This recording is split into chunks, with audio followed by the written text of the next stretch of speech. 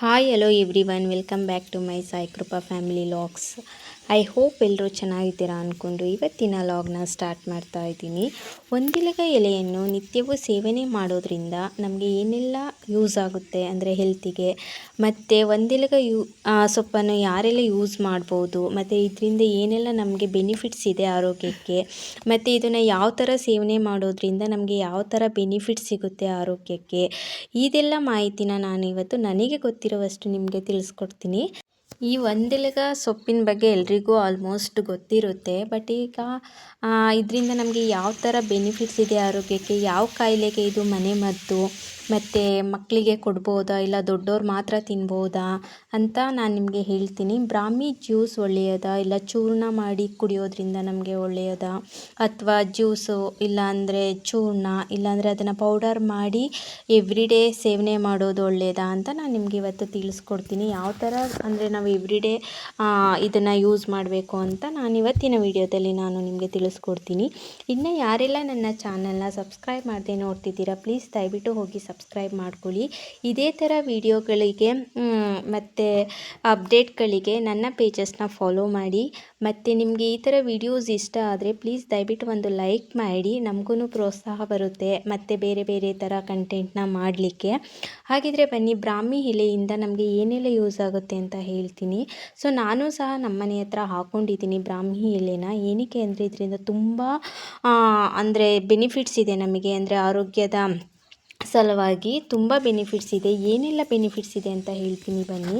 ಒಂದೆಲಗ ಎಲೆಯನ್ನು ಎವ್ರಿಡೇ ನಾವು ಸೇವನೆ ಮಾಡೋದ್ರಿಂದ ನಮ್ಮದು ಬ್ರೈನ್ ಏನಿದೆ ಅದು ತುಂಬ ಚುರುಕಾಗುತ್ತೆ.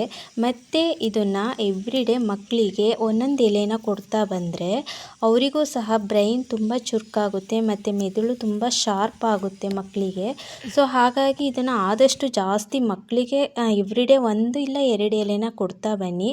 ಇನ್ ಕೇಸ್ ಮಕ್ಕಳು ಅಂದರೆ ಎಲೆನ ತಿನ್ನಲಿಕ್ಕೆ ಇಷ್ಟಪಡಲ್ಲ ಅಂದರೆ ಸೊ ಹಾಲು ಕುಡಿತಾರಲ್ಲ, ಹಾಲಿಗೆ 1 ಮತ್ತು 2 ಎಲೆನ ಹಾಕಿ ಸ್ವಲ್ಪ ಬಾಯ್ಲ್ ಮಾಡಿ ಹಾಲು ಜೊತೆನೂ ಸಹ ಕೊಟ್ಟರು ಚೆನ್ನಾಗಿರುತ್ತೆ.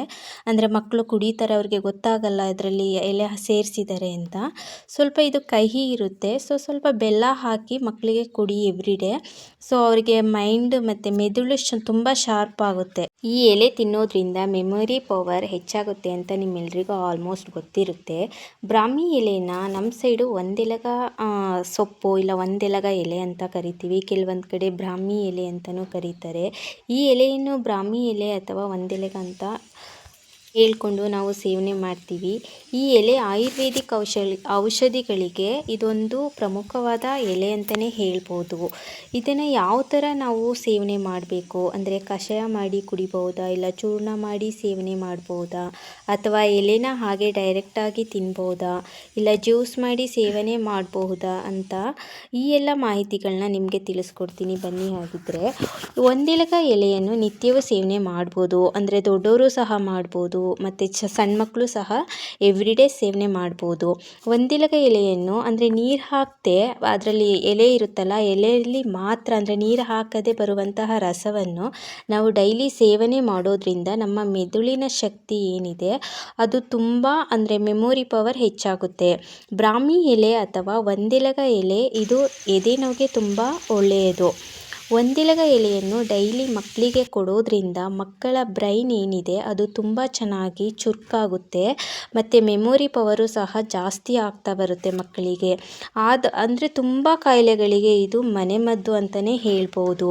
ಬೆಳಿಗ್ಗೆ ಟೈಮು ಖಾಲಿ ಹೊಟ್ಟೆಯಲ್ಲಿ ಒಂದೆಲಗ ಸೊಪ್ಪನ್ನು ಸೇವಿಸೋದ್ರಿಂದ ನಮ್ಮ ನೆನಪಿನ ಶಕ್ತಿ ಏನಿದೆ ಅದು ತುಂಬ ಹೆಚ್ಚಾಗ್ತಾ ಹೋಗುತ್ತೆ.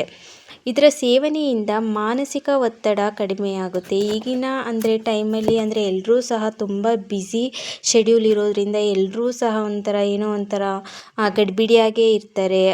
ಅಂಥ ಜನಗಳು ಡೈಲಿ ಒಂದೊಂದು ಎಲೆನ ಸೇವಿಸೋದ್ರಿಂದ ಅವ್ರದ್ದು ಮಾನಸಿಕ ಒತ್ತಡ ಏನಿದೆ ಅದು ಆದಷ್ಟು ಕಮ್ಮಿ ಆಗ್ತಾ ಬರುತ್ತೆ. ಸೊ ಯಾರೆಲ್ಲ ಒಂಥರ ಟೆನ್ಷನಲ್ಲೆಲ್ಲ ಇರ್ತೀರಾ, ಪ್ಲೀಸ್ ದಯವಿಟ್ಟು ಒಂದೊಂದು ಎಲೆನ ಸೇವನೆ ಮಾಡ್ಕೊಂಡು ಬನ್ನಿ. ಒಂದೆಲಗ ಎಲೆಯನ್ನು ಡೈಲಿ ಸೇವನೆ ಮಾಡೋದ್ರಿಂದ ಮಧುಮೇಹಕ್ಕೆ ಸಂಬಂಧಿಸಿದಂತೆ ಎಲ್ಲ ರೋಗಗಳಿಗೂ ಒಂಥರ ಮನೆಮದ್ದು ಅಂತಲೇ ಹೇಳ್ಬೋದು ಈ ಒಂದೆಲಗ ಸೊಪ್ಪು.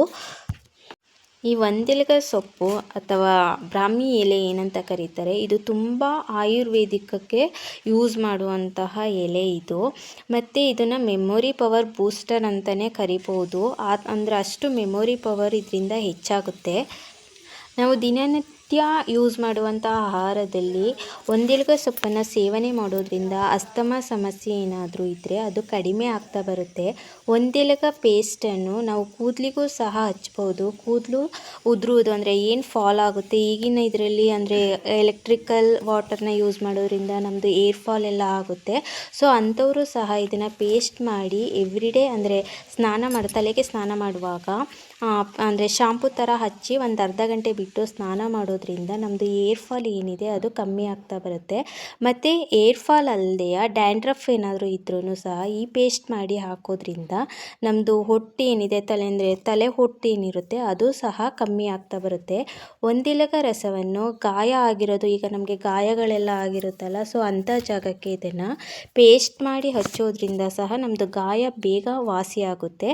ಮತ್ತು ಗಾಯದ ಕಲೆಗಳೇನಾದರೂ ಇದ್ದರೆ, ಈಗ ಗಾಯದ ಕಲೆಗಳು ತುಂಬ ದಿನ ತಗೊಳ್ಳುತ್ತೆ ಅದು ಅಂದರೆ ಮಾಯ ಹೋಗಲಿಕ್ಕೆ. ಸೊ ಅಂಥವರು ಎವ್ರಿಡೇ ಇದನ್ನು ಅಂದರೆ ಪೇಸ್ಟ್ ಮಾಡಿ ಅಂಥ ಗಾಯ ಆಗಿರುವಂಥ ಕಲೆಗಳಿಗೆ ಹಚ್ತಾ ಬಂದರೆ ವಿತಿನ್ ಒಂದು 15-20 ಡೇಸಲ್ಲೆಲ್ಲ ಅದು ಗಾಯದ ಕಲೆಗಳೇನಾಗುತ್ತೆ ಅದೆಲ್ಲ ರಿಮೂವ್ ಆಗುತ್ತೆ. ಈ ಒಂದೆಲಗ ಎಲೆಯನ್ನು ಸ್ವಲ್ಪ ಕಹಿ ಇರುತ್ತೆ, ಒಂದೆಲಗ ಸೊಪ್ಪಿದು ಸ್ವಲ್ಪ ಕಹಿ ಇರುತ್ತೆ. ಸೊ ಹಾಗಾಗಿ ಅಂದರೆ ಇದು ನ್ಯಾಚುರಲ್ ಸೊಪ್ಪು, ಅಂದರೆ ಈಗ ನ್ಯಾಚುರಲ್ ಆಗಿ ಬೆಳೆದಿರ್ತೀವಲ್ಲ ಅಂಥ ಸೊಪ್ಪು ಕಹಿ ಇರುತ್ತೆ. ಈಗ ಫಾರಮ್ ಒಂದೆಲಗನೂ ಸಿಗುತ್ತೆ, ಅದು ಸ್ವಲ್ಪ ಕಹಿ ಇರಲ್ಲ, ಬಟ್ ಅದು ಎಲೆ ಸ್ವಲ್ಪ ಬ್ರಾಡ್ ಇರುತ್ತೆ. ಬಟ್ ಒಂದೆಲಗ ಸೊಪ್ಪು ಏನಿದೆ ಅಂದರೆ ನ್ಯಾಚುರಲ್ ಆಗಿ ಸಿಗುವಂತಹ ಬ್ರಾಹ್ಮಿ ಎಲೆ ಅಂತ ಏನಂತ ಕರೀತಾರೆ, ಅದು ಸೈಜ್ ಬಂದು ಚಿಕ್ಕದಿರುತ್ತೆ. ಈ ಫಾರಮ್ದು ಒಂದೆಲಗ ಏನು ಸಿಗುತ್ತೆ ಅದು ಸ್ವಲ್ಪ ಸೈಜು, ಎಲೆದು ಸೈಜ್ ಬಂದು ಬ್ರಾಡ್ ಅಂದರೆ ದೊಡ್ಡ ಸೈಜಲ್ಲಿ ಇರುತ್ತೆ. ಸೊ ನಾವು ಆದಷ್ಟು ನಾಟಿ ಒಂದೆಲಗ ಸೊಪ್ಪನ್ನು ತಿನ್ನೋದ್ರಿಂದನೇ ನಮಗೆ ಆರೋಗ್ಯಕ್ಕೆ ತುಂಬ ಒಳ್ಳೆಯದು. ಈ ಒಂದೆಲಗ ಸೊಪ್ಪನ್ನು ನ್ಯಾಚುರಲ್ ಆಗಿ ಬೆಳೆಸಬೇಕು. ಅಂದರೆ ಇದು ಸತ್ಯ ಒಳಗಡೆ ಮತ್ತು ನೀರು ಎಲ್ಲಿ ಜಾಸ್ತಿ ಹರಿಯುತ್ತೆ ಅಂಥ ಜಾಗಗಳಲ್ಲಿ ಇದು ಜಾಸ್ತಿ ಅಂದರೆ ಬರುವಂಥದ್ದು ಗಿಡ ಇದು. ಸೊ ಹಾಗಾಗಿ ಇದು ನ್ಯಾಚುರಲ್ ಆಗಿ ಬೆಳೆದಿರೋ ಸೊಪ್ಪನ್ನು ಮಾತ್ರ ನಾವು ತಿಂದರೆ ನಮ್ಮ ಆರೋಗ್ಯಕ್ಕೆ ಒಳ್ಳೆಯದು. ಒಂದೆಲಗ ಎಲೆ ನ್ಯಾಚುರಲ್ ಆಗಿ ಬೆಳೆದಿರೋ ಗಿಡ ಟೇಸ್ಟ್ ಏನಿರುತ್ತೆ ಅದು ತುಂಬ ಚೆನ್ನಾಗಿರುತ್ತೆ. ಮತ್ತು ಇದು ಪಾಟಲ್ಲೆಲ್ಲ ಹಾಕಿ ಬೆಳೀತಾರಲ್ಲ, ಅದ್ರದ್ದು ಅಂದರೆ ಅಂಶ, ಅಂದರೆ ಒಂದೆಲಗದ್ದು ಅಂಶ ಅಷ್ಟು ಇರೋದಿಲ್ಲ. ಸೊ ಹಾಗಾಗಿ ಈಗ ನಮ್ಮ ಸೈಡೆಲ್ಲ ಈ ಗದ್ದೆಗಳ ಸೈಡಲ್ಲಿ ಬದಿ ಏನಂತ ಇರುತ್ತೆ ಅಲ್ಲಿ ನೀರಿನಂಶ ಜಾಸ್ತಿ ಇರೋದ್ರಿಂದ ಆ ಬದಿಗಳಲ್ಲೆಲ್ಲ ಇದು ಎಲೆ ಬಿಡುತ್ತೆ, ಅಂಥ ಜಾಗದಲ್ಲೇ ಇದು ಬರುವಂಥದ್ದು. ಮತ್ತು ಈಗ ನೀರು ಹರಿಯುವಂಥ ಎವ್ರಿಡೇ ನೀರು ಎಲ್ಲಿ ಲೀಕ್ ಆಗ್ತಾ ಇರುತ್ತೆ ಅಂದರೆ ಹರಿತಾ ಇರುತ್ತೆ ಅಂಥ ಜಾಗಗಳಲ್ಲಿ ಇದು ಬರುವಂಥದ್ದು. ಇನ್ ಕೇಸ್ ಪಾಟಲ್ಲೂ ಬೆಳೆಸ್ಬೋದು, ಬಟ್ ಅದು ಅಷ್ಟು ಚೆನ್ನಾಗಿ ಬರೋದಿಲ್ಲ. ಇದು ನ್ಯಾಚುರಲ್ ಆಗಿ ಬರೋದ್ರಿಂದನೇ ಬರೋ ಎಲೆನ ತಿನ್ನೋದ್ರಿಂದ ನಮ್ಮ ಆರೋಗ್ಯಕ್ಕೆ ತುಂಬ ಒಳ್ಳೆಯದು. ಮತ್ತು ಇವಾಗಿನ ದಿನಗಳಲ್ಲಿ ಎಲ್ಲರೂ ತುಂಬ ಟೆನ್ಷನ್ನು ಮತ್ತು ಬ್ಯುಸಿ ಶೆಡ್ಯೂಲಲ್ಲೇ ಇರ್ತಾರೆ. ಯಾರಿಗೆ ತುಂಬ ಏನೋ ಒಂಥರ ಟೆನ್ಷನ್ನು, ಗಡಿಬಿಡಿ, ಏನೋ ಒಂಥರ ಅಸಮಾಧಾನ ಇರೋರು ಪ್ರತಿದಿನ, ಅಂದರೆ ನಮ್ಮ ಏನೋ ಒಂಥರ ಪೀಸ್ಫುಲ್ ಆಗಿರಬೇಕು ಅನ್ನೋರು ಪ್ರತಿದಿನ ಈ ಎಲೆಯನ್ನು ಸೇವಿಸ್ತಾ ಬನ್ನಿ ಆದಷ್ಟು. ಇದನ್ನು ಎಲ್ಲ ಥರನೂ ಯೂಸ್ ಮಾಡ್ಬೋದು, ಅಂದರೆ ಎಲೆನಾದರೂ ತಿನ್ಬೋದು, ಇಲ್ಲ ಜ್ಯೂಸ್ ಮಾಡಿನಾದರೂ ಕುಡಿಬೋದು, ಇಲ್ಲ ಇದನ್ನು ಪೌಡರ್ ಮಾಡಿ ಇಟ್ಕೊಂಡು ಹಾಲಲ್ಲಿ ಮಿಕ್ಸ್ ಮಾಡಿ ಸಹ ತಿನ್ಬೋದು, ಇಲ್ಲ ಅಂದರೆ ಚೂರ್ಣ ಮಾಡಿ ಸಹ ಇಟ್ಕೊಂಡು ತಿನ್ಬೋದು, ಇಲ್ಲ ಪಲ್ಯ ಮಾಡ್ಬೋದು, ಇದರಲ್ಲಿ ಸಾಂಬಾರು ಮಾಡ್ಬೋದು, ಯಾವುದೇ ಥರ ಮಾಡ್ಕೊಂಡಾದರೂ ತಿನ್ಬೋದು. ಬಟ್ ನಾವು ಯಾವ ಥರ ಮಾಡ್ಕೊಂಡು ತಿಂತೀವಿ ಅನ್ನೋದು ಮುಖ್ಯ ಅಲ್ಲ. ಪ್ರತಿದಿನ ಈ ಎಲೆನ ಸೇವಿಸೋದ್ರಿಂದ ನಮ್ಮ ಆರೋಗ್ಯಕ್ಕೆ ತುಂಬ ಒಳ್ಳೆಯದು. ಪ್ಲೀಸ್ ದಯವಿಟ್ಟು ಈ ಥರ ಗಿಡನ ಯಾರೆಲ್ಲ ಹಾಕೊಂಡಿದ್ದೀರಾ ಪ್ರತಿದಿನವೂ ಒಂದೊಂದು ಎಲೆನ ಸೇವಿಸ್ತಾ ಬನ್ನಿ, ನಿಮ್ಮ ಮೈಂಡು ಸಹ ಚುರುಕಾಗುತ್ತೆ. ಈ ಮಾಹಿತಿ ನಿಮ್ಮೆಲ್ರಿಗೂ ಇಷ್ಟ ಆದರೆ ಪ್ಲೀಸ್ ನನ್ನ ಪೇಜಸ್ನ ಫಾಲೋ ಮಾಡೋದನ್ನ ಮರಿಬೇಡಿ. ಹಾಗೆ ನಿಮಗೆ ಇದೇ ಥರ ಮಾಹಿತಿ ಬೇಕು ಅಂದರೆ ನನ್ನ ಪೇಜಸ್ನ ಫಾಲೋ ಮಾಡಿ. ಮತ್ತು ಯಾರೆಲ್ಲ ಸಬ್ಸ್ಕ್ರೈಬ್ ಮಾಡದೆ ನೋಡ್ತಿದ್ದೀರಾ ಪ್ಲೀಸ್ ದಯವಿಟ್ಟು ಹೋಗಿ ಸಬ್ಸ್ಕ್ರೈಬ್ ಮಾಡ್ಕೊಳ್ಳಿ. ಮತ್ತು ಇಷ್ಟ ಆದರೆ ಲೈಕ್ ಮಾಡಿ, ಶೇರ್ ಮಾಡಿ. Thank you so much.